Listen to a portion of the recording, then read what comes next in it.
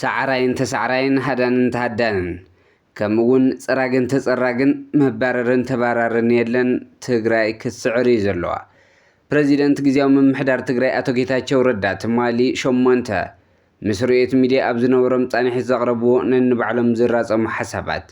ዲዲአር ድሕሪ ዘጋጠመው ውፃኡ ዳግም ክጅምር ምዃኑ ተገሊጸሎ ተስፋ ተገይሩሉ ዝነበረ ትካልና ምዕፃው የምርሕሎ ሓደ ነጸብራቕ ውድቀት ተጋርዩ ሚስጥራውነት ተጋሩን ኤድዋርድ ስኖውደንን ሰላም ክቡራት ተኸታተልቲ ዕለታዊ ዜናና ንሎም ዝሓረናዮም ዜናታት ባርስተ ዜና ፈሊምና ናብ ዝርዝሮም ክነስግረኩም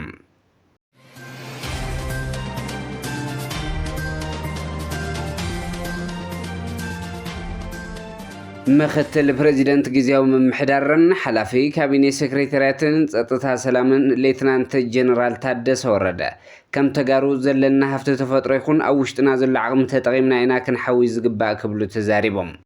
ስድራ ስውእ ክንሕግዞም ደቂ ስድራ ስውእ እውን ክመሃሩ ተረባሪብና ክንሰርሕ ይግባእ ኢሎም ህዝቢ ትግራይ ድሕሪ ኩናት ሃፍቱ ዓንዩ ኣብ ድኽነት ኣብ ዘለሉ ኩነታት እዩ ዘሎ ዝበሉ ጀነራል ታደሰ ወረደ ኩሉ ስድራ ስውእ ክሕገዝ ዝግባእ ምዃኑ ዝፍለጥ ኢሎም ሕዚ ኣብ ትግራይ ኣጋጢሙ ዘሎ ፀገም ካብ ላዕሊ ስትራቴጂካዊ ፖለቲካ እምበር ኣብ ታሕቲ ከም ዘይኮነ ገሊፆም መፍትሒኡ ድማ ኣብ ላዕሊ ገጢሙና ዘሎ ፖለቲካዊ ስትራቴጂካዊ ውድቀት መፍትሒ ኢሎም ሳዕራይን ተሳዕራይን ሃዳን ተሃዳን ፀራግን ተፀራግን መባረርን ተባራርን የለን ዝበሉ ሌተናንት ጀነራል ታደሰ ወረደ እንተስዒራ ትግራይ እያ ትስዕር እንተተስዒራ ድማ ትግራይ እያ ትስዓር ብምባል ክትስዕር ዘለዋ ትግራይ እያ ኢሎም ከይትሰዓር ክንጥንቀቓ ዘለና ድማ ትግራይ እያ ክብሉ ተዛሪቦም ሕዚ ዘሎ ኩነታት ንስርዓተ ኣልቦነት ዘቃልዕ ብምዃኑ ዕድል ዝህብ ስለ ዝኾነ ሓይልታት ፀጥታ ድማ ኣብ ሓለዋ ፀጥታ ድሕንነትን ህዝቢ ካብ ወትሩ ብዝለዓለ ደረጃ ክረባረቡ ይግባእ ክብሉ ተዛሪቦም ኩለን ኣብያተ ዕዮ መንግስቲ ግልጋሎት ክቐፅላ ድማ ኣተሓሳሲቦም ኣለዉ ኣብ ህዝቢ ራዕዲ ብምፍጣር ዕዳጋ ክኸብር ዝገብሩ ዘለዉ ካብ ትግራይ ክወፅእ ኮነ ኢልካ ዝግበር ዘሎ ብምዃኑ ኣብ መረግጋእ ሓላፍነቶም ክዋፅኡ ይግባእ ኢሎም መንእሰይ ትግራይ ሕዚ እዩ ግዜ ናትካ ዝበሉ ሌትናንት ጀነራል ታደሰ ወረደ ዘለካ ናይ ለውጢ ድሌትን ሕቶ ተጠቃምነትን ኣብ ልዕሊ ግዜያዊ ምምሕዳር እትፈጥሮ ፃቕጢ ቅቡል እዩ ብምባል ናይ ካልኦት ድሌት መጥቀሚ ክትከውን ኣይግባእን ክብሉ መልእኽቶም ኣሕሊፎም ኣለዉ ፕሬዚደንት ግዚያው መምሕዳር ትግራይ አቶ ጌታቸው ረዳ ትማሊ ምስ ርኤት ሚድያ ኣብ ዝነበሮም ጻኒሕት ዘቕረብዎም ነንባዕሎም ዝራጸሙ ሓሳባት ህወሓት ንምድሓን ዘረኽብዎ ውፍይነት ዝመደብክዎ ግዜ 4 ወይ 5 ዝኾኑ ሰባት ከይኹርዩ ብዝብል መንገዲ ምዃኑ የናስሕኒ ቀልጢፈ ንዓኣቶም ኣኹሬት ዝሰርሕ ንሕወሓት ኮነ ንትግራይ ብዝፈጠነ ኣገባብ ምጠቐመ ኢሉ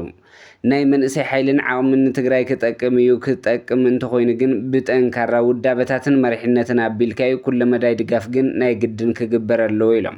እቲ ጉባኤ ገይረ ዝብል ጉጅለ ፕሬዚደንት ዝኾነሉ ወኪል ከም ዝረኸበን ባርኾት ናብ ፌደራል ኣቕሪቡ ምንባሩን ይፈልጥ እየ ግን ተቐባልነት ኣይረኸበን እውን ኢሎም ፕሬዚደንት ክኾን ድሌት ዘይነበረን እኳ እንተነበረ ፕሬዚደንት ኮይነ ምግልጋለይ ግን ኣየናስሕንን ምክንያቱ ጌታቸውን ጻድቃን ክቐጠሉ ዝነበሮም እዮም ኢሉ ኣብ ኣደባባይ ተዛሪቡ ብመርሐ መድረኽ ከይተረፈ እናሓለፎ ብሰላም ክነብር ከም ዝኽእል ዘግብር ዲሞክራሲያዊ ልምምድ ክህሉ ገይረ እየ ዲዲአር ክወፅእ ዘለዎ ኣባል ሰራዊት ትግራይ ናይ ትግራይ ፀጥታ ክበሃል ክተርፍ ዝግብኦ ኣትሪፍካ ብምውፅኡ ትግራይ ኣብ ሓደጋ ከም እትኣቱ ዝንዛሕ ፕሮፓጋንዳ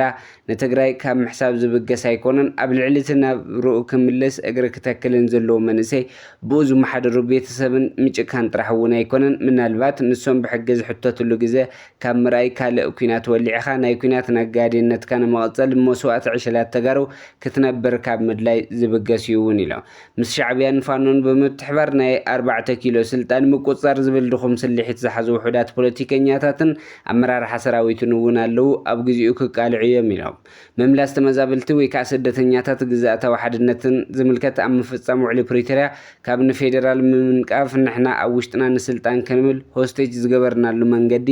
ምንቃፍ ዝቐለለ እዩ ይብሉ እሞ አቶ ጌታቸው ረዳ ካብ ዝወልዎም ተቃርኖታት ድማ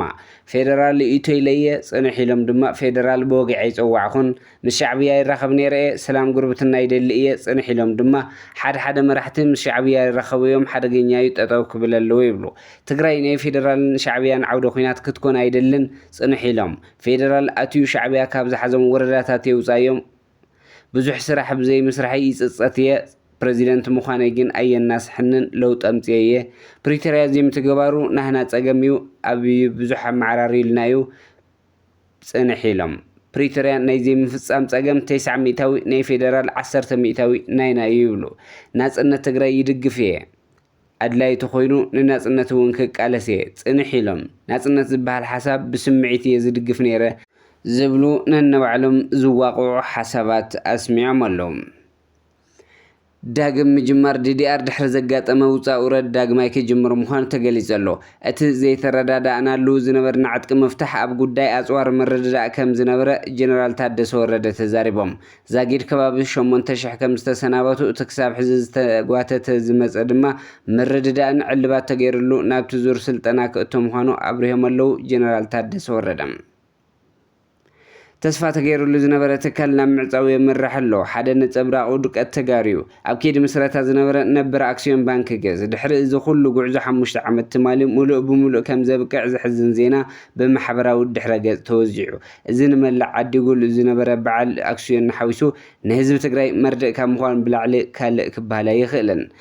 ኣብ ቅድሚ ኩናት ጀሚሩ እንተዋሕደን ናይ ባዕሊ ባንክ ከጣይሽ ኢሉ ብሽዑ $1 ዕስራታት ቅርሺ እናሃለወ ቦንድ ዝዓደጎ ህዝብና ኣብ ልዕሊ ዲቫሉዌትድ ምዃኑ እኖ ትማሊ 5 ዓመት መሊኡ ብሄራዊ ባንኪ ንኽስርዞ ደብዳቤ ንፅበ ኣለና ዝብል መርድእ ሒዞም መፅኦም ኣለዉ ብሓፈሻ እዚ 5 ዓመት ሙሉእ ኮሌክቲቭሊ ተቐሚጡ ዋጋነቱ እውን ባይታ ዘበጠ ገንዘብ ተጋሩ ብከምዚ ባንኪ ናብ ዘይምስረተሉ ብርኪ በፂሑ ምስማዕ መደንፀው እዩ እዚ ከም ህዝቢ ምጥያሽ ትካል ባንኪ ሓዊሱ ሓደ ጉዕዞ ታሪክና እውን ጸሊም ነጥብ ዘዕረፈ ሓደገኛ ፍጻመ ምዃኑ እዩ ዓዲ ሃገር ዓመት ኣብ ዘይመልእ 5-6 ትካላት ባንኪ ብልዕሊ 5 ቢልዮን ብር ሃኒፆም እንተብቅዑ ከም ተጋሩ ግን ሓንቲ ተስፋ ዝተገበረትላ ባንኪ ዓቐብ ኮይና ድሕሪ ምጽናሕ ሙሉእ ብሙሉእ ቅሂማ ተሪፋላ ሓንቲ ባንኪ እውን ምጥያሽ ሕልሚ ኮይኑ ጸሊም ታሪክ ይምዝገበሎም ሚስጥራውነት ተጋሩን ኤድዋርድ ስኖውደንን ኣሜሪካ ብኤድዋርድ ስኖውደን ብዙሕ ዋጋ ከፊላ ፈጺሙ ምሕረት ካብ ዘይግበረሎም ዜጋታት ኮይኑ ኣብታ ቀንዲ መናሓንሕታ ጸላኢትን ኣሜሪካ ዝኾነት ሩስያ ዓቂቡ ዜግነት ረኺቡ ይነበር ኤድዋርድ ስኖውደን ዝብል ሽም ኣብ 2005-2006 ኣብ መላእ ዓለም ኣዕለቕሊቑ ምንባሩ ይዝረብ ኣሜሪካ በዚ ሰብ ምክንያት ኩሉ ናይ ፀጥታን ድሕንነታን ስርዓታት ጥራሕ እንተይኮነ ብሓፈሻ ኣብ ጥቕሚ ይውዕሉ ኣብ ዝነበሩ መሳርሕታት እውን ብዙሕ ዝኾነ ለውጢ ክትገብር ከም ዝተገደደት እዩ ዝዝረብ ኣብቲ እዋን ኣሜሪካ ኣብ ከቢድ ብሄራዊ ሓደጋ ጥሒላ ምንባራ ይዝከር ኣብ ትግራይ እውን ናይ ትግራይ ኤድዋርድ ስኖውደን ንርኢ ኣለና ናይ ትግራይ ኢንታየር ሴኩሪቲ ኤንድ ኢንተለጀንስ ኤንድ ፖለቲካል ኢንቫይሮንመንት ኣብ ኣደባባይ ብዘይገለ ስጋት ይዘርግሕ ኣሎ እዚ ኣብ ልዕሊ ህዝቢ ትግራይ ዝፈጥሮ ሓደጋ ፈፂሙ ዘይበል እዩ ጉጅለ ኣብይ ኣሕመድ ኩነታት ኣይጥዕምን ኢልዎ እምበር ከምቲ ናትና ኤድዋርድ ስኖውደን ፈቆዶ መራኸብቲ ሓፋሻት እናወፅኦ ዝብትኖ ዘሎ ሓደጋ ግን ለይቲ ክሓድር ዝገብር እውን ኣይነበረን ሕዚ ኣዝዩ ዝተዓፃፀፈ ኣሻጊሩ ዘቋምፅ ስትራቴጂስት ከምኡ እውን ናይ ፖሊሲ ድሕንነት ሰብ የድልያ ኣሎ ትግራይ እቲ ዝነበራ ትሕታ ቅርፂ ሙሉእ ብሙሉእ ኣብ ንፋስ ውዒሉ በቲ ዝተለምደ ስልቲ ክንቅፅል እንተፈቒድና ፀላእቲ ሓይሊ ጥይት እንተይኮኑስ ካብ ምድረ ገጽ ከጥፍኡና ምዃኖም ፈፂሙ ዝሰሓት ኣይኮነን ከምቲ ኩሉ ግዜ ዝብልዎ ፀገሞም ምስ መንነትና እምበር ምስ ፖለቲካና ኣይኮነን እምበኣርከስ ክቡራት ተኸታተልቲ መደብና ዜናታት እዚ ዕለት ኣብዚ ከንቢትና ሰሰናይ ንዓኹም ሰላም ንዓኽ ትግራይ